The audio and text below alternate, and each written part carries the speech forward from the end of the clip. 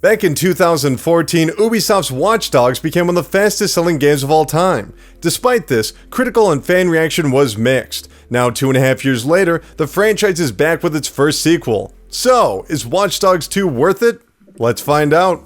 Since the turn of the century, governments and corporations have utilized internet activity to track and update personal profiles. While most feel comfortable in this new era of information, there's always a nagging doubt. Can online behavior be weaponized against civil liberties? According to Watch Dogs 2, it already has. But there's a sliver of hope, a chance that activists and rebels can match this technological arms race, ousting Big Brother from our homes and restoring privacy. If that sounds like an interesting concept for an open-world video game, Ubisoft's latest will certainly engage you early on. But its reliance on traditional mechanics with substandard execution will leave most unenthused long before the credits roll. Players take control of Marcus Holloway, a talented young hacker turned vigilante after he's framed for crimes he didn't commit. Though how these accusations have directly affected him is oddly never mentioned. Teaming up with the underground hacktivist group DedSect, Marcus sets his sights on the Bloom Corporation, the creators of San Francisco's invasive CTOS 2.0 operating system, an interconnected network integrated into nearly every consumer product. With the future of many citizens dictated by a handful of shady conglomerates, DedSect will need to expose Bloom's sinister intentions to the public before it's too late. Watch Dogs' narrative is firmly rooted in the growing concerns of today's rapidly advancing world. Problem is, its themes rubber band so frequently, it's hard to follow the reason behind the game's missions. A lot of this has to do with the main, and really only antagonist, Dusan Nemec, the chief technical officer of Bloom. He's never actually seen or heard doing anything evil, and in many ways feels undeserving of DedSect's hatred.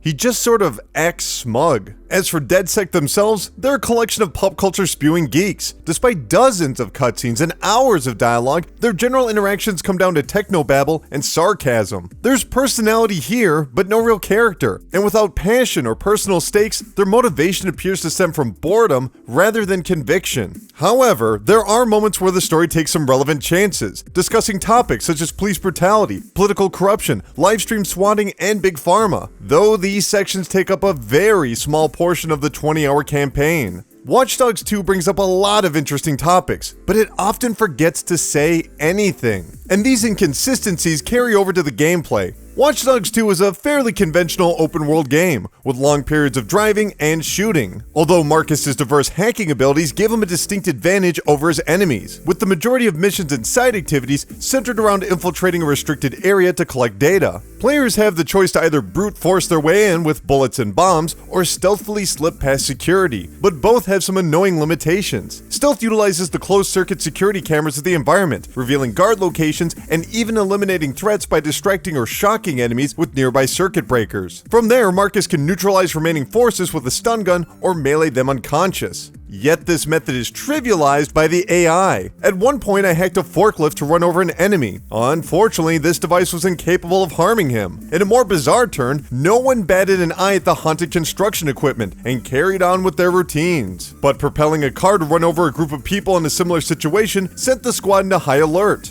And this is the main issue. There's no defined procedure for escalation. Growing icons display Marcus's detection, though the enemy's line of sight fluctuates without reason. And with non-lethal tactics only temporarily disabling guards, firefights become more inevitable as the game goes on. And sadly, the gunplay just doesn't feel good. Sure, there are a plethora of firearms to collect, from silenced pistols to automatic rifles. Yet there's no impact or challenge in these events, with the opposition often leaving themselves open to incoming attacks and quickly being cut down. Combined with a generous health bar, shootouts come off as busy work instead of survival. Puzzle solving is also remarkably flat. Marcus will regularly search out environments for ladders and cranes to hack and gain access to higher ground with his limited parkour abilities. Many of these are fairly linear in their approach and don't invite much imagination, but they are a far better alternative to the pipe puzzle sequences, requiring players to move around a physical space to discover augmented reality icons, rotating digital pipes to advance the flow of data. These segments are incredibly dull, with a straightforward objective and a needless dependency on precise camera locations. Thankfully, the inclusion of controllable ground and airborne drones greatly enhances the experience, with Marcus's flying UAV scouting the environment and the handy RC car picking up collectibles and breaking into systems. The difference here is vulnerability, as these devices can be destroyed from a single attack. This creates a sense of urgency, forcing players to briskly jump and hover through environments. On the other hand, real-world driving driving doesn't fare quite as well. Watch Dogs 2 has a wide range of vehicles from SUVs, compacts, and even boats. Though the touchy trigger and stick controls are so loose, I often resort to the fast travel system. Oddly enough, cars can be purchased, which is unnecessary as vehicles can be freely taken at nearly every location. I even stole this car from the dealership without the cops being called. And with even the most souped up sports car unable to deliver a sense of speed, driving feels like a chore. Watch Dogs gameplay comes down to diversity without complexity, interaction without real consequence. Hacking is done with a tap of a button, shooting is simple and effective, and puzzle solving comes down to discovery over deduction. And with environments emphasizing realism instead of accommodating the numerous playstyles, experimentation isn't required for success. Yes, there are a number of upgrades, collectibles, and side activities, but without meaningful incentive, the overall experience is at best mildly entertaining.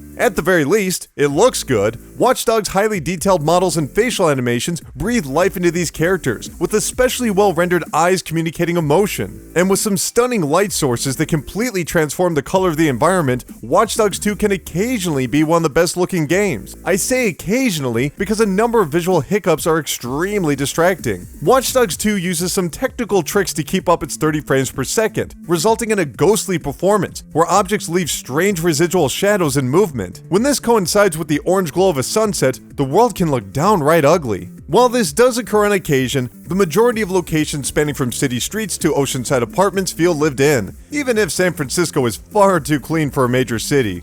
So, is it worth it? No. Watch Dogs 2 is packed with different events, missions, and activities. Taxi driving, kart racing, selfie taking, gunfights, puzzle cracking, world hacking, and stealth are open to explore at any given time. But this ambitious open world is so vast, its mechanics are stretched thin. And without the much needed depth in its story and gameplay, Watch Dogs 2 comes off as a series of empty distractions. There's nothing to conquer or overcome, just more stuff to do.